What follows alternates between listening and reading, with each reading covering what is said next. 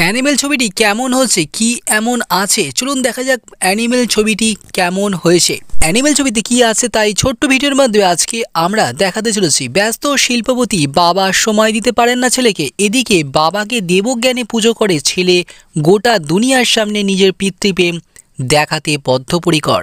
অ্যানিমেলের মধ্যা গল্প হচ্ছে এই, বাবার কাছে নিগৃহীত হতে হতে বড় হয়ে ওঠার সময় বাবার ধারাবাহিক অনুপস্থিতিতে ছেলেই হয়ে ওঠে ফাদার ফিগার। স্বেচ্ছায় নিজের ঘাড়ে চাপিয়ে নেয় পরিবারের সকলকে রক্ষার ভার। কিন্তু কেন? খুব সহজ, কারণ সে বাবাকে ভালোবাসে। গোটা ছবিতে যা হচ্ছে তার পেছনে যুক্তি বুদ্ধি খুঁজতে গেলে এই একটি উত্তরই বারবার উঠে আসবে, ছেলে বাবাকে ভালোবাসে। সন্দীপ রেড্ডি ভাঙার বানানো ছবিগুলিতে প্রোটোগনিস্ট এক একটি মানুষকে নিয়ে অবসেসড। কবির সিং এর নায়কের সেই অবসেশনের কেন্দ্রবিন্দু প্রীতি, এখানে বাবা বলবীর সিং। সমস্যাবাদী যখন সন্দীপ সচেতনভাবে এই অবসেশনটাকে ভালোবাসা বলে চালাতে চান, নায়কের চেহারা তার ভাবনায় নির্মেদ। দাড়ি গোপের জঙ্গলে আড়ালে পড়া মুখে কদাচিৎ খেলে অনুভূতি। নায়ক নৈতিকতার, সভ্যতার, মানবাধিকারের চৌকাঠিটি পেরোবেন বারংবার। পিছনে থাকবে পরিচালকের বরাভয়।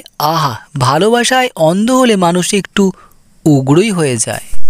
আর এতেও অন্যতা হয়নি। দীর্ঘ সময় অবধি রণবীর কাপুরের চরিত্রের আসল নাম জানা যায় না। সে পিতৃ পূজায় এতই বুধ, নিজের পরিচয় দেয় বলবীর সিং কা বেটা বলে। তার চরিত্রটি নায়িকার পোশাক নিয়ে কুমন্তব্য করে। ভালোবাসার প্রমাণ হিসেবে শয্যা সঙ্গিনীকে বলে জুতো চাটতে। পৌরুষের প্রকাশ ঘটে শারীরিক আগ্রাসনে।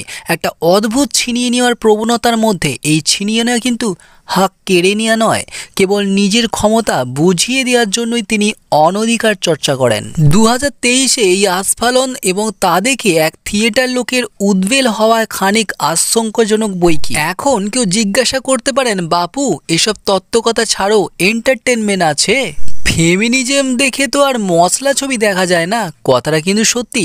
তা থিয়েটার এক্সপেরিয়েন্স তো আছেই। খালি গায়ে রণবীর কাপুর শয়ে শয়ে লোককে বুলেট দিয়ে ঝাঁঝরা করছেন, কুরুল নামিয়ে কবন্ধ করছেন। এসব বিগ স্ক্রিনে দেখতে তো ভালোই লাগার কথা। সন্দীপ রেড্ডি ভাঙা বলেছেন, ভায়োলেন্স বলিউড দেখেনি। তার ছবিতে তিনি ভায়োলেন্স কাকে বলে একটু দেখাবেন, তা তিনি দেখিয়েওছেন। স্ক্রিন জুড়ে রক্তারক্তি, গুলি গোলা, হাতাহাতি শুরু থেকে শেষ অবধি ছবিটার মূলধন। গান ফাইটের সময় ক্লিশে অ্যাকশন দেখে মনে হয়, হায় রে এরা কি ভাবে, দর্শকজন উইক দেখেনি? রক্তারক্তির আধিক্য দেখিয়ে ভায়োলেন্স শেখাবো, বলার রোয়াব শুনে মনে হয় এখনকার বাচ্চা কাচ্চারা যে Assassin's Creed God of War খেলে বড় হয় তা কি পরিচালক জানেন না? ভায়োলেন্স দেখা দেখে তিনি লক্ষ্যই করেনি চরিত্রের কোনো ভিত তৈরি হয়নি, গল্পের মাথা মুন্ডুও থাকছে না। দম বন্ধ প্রথমার্ধের পর দ্বিতীয়ার্ধের শ্যারিডন লাগাচ্ছে।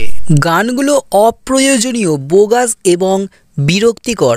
অবশ্য তিনি তো গল্প বলতে চানওনি, তার তো দর্শককে ভায়োলেন্সের পার্ট দেওয়া। কাজেই ছবি জুড়ে তার মোটো একটাই, রণবীর কাপুরকে ক্রমবর্ধমান টক্সিক বানাও, বৃহত্তর অস্ত্র আমদানি করতে থাকো, ব্যাস। রণবীর একজন ভালো অভিনেতা, চরিত্রটা ফুটিয়ে তুলেছেন খুব ভালোভাবে। রশ্মিকার উচ্চারণ ট্রেলারে দুর্বোধ্য লাগলেও ছবিতে তিনি কিন্তু চমৎকার। অনিল কাপুর শুরু থেকে শেষ পর্যন্ত কি করবেন বোঝার জন্য 3.5 ঘন্টাও যথেষ্ট কিন্তু মনে হয়নি। এবং ববি দেওলের সম্ভাবনাময় চরিত্রটা জাস্ট নষ্ট। ট্রেলারে যে সম্ভাবনা ছিল তার সিকিভাগও প্রতিফলিত হলো না ছবিতে। রণবীর কাপুরের সমকক্ষ ভিলেন হিসেবে একবারও ববিকে বিশ্বাসযোগ্য লাগলো না। দেখছেন BS news Bangla, all in one channel, যেখানে সব ধরনের ভিডিও আমরা একটি মাত্র চ্যানেলে পাবেন। চ্যানেলটি দেখুন এবং সাবস্ক্রাইব করে সঙ্গে থাকুন ভালো আপডেটের জন্য।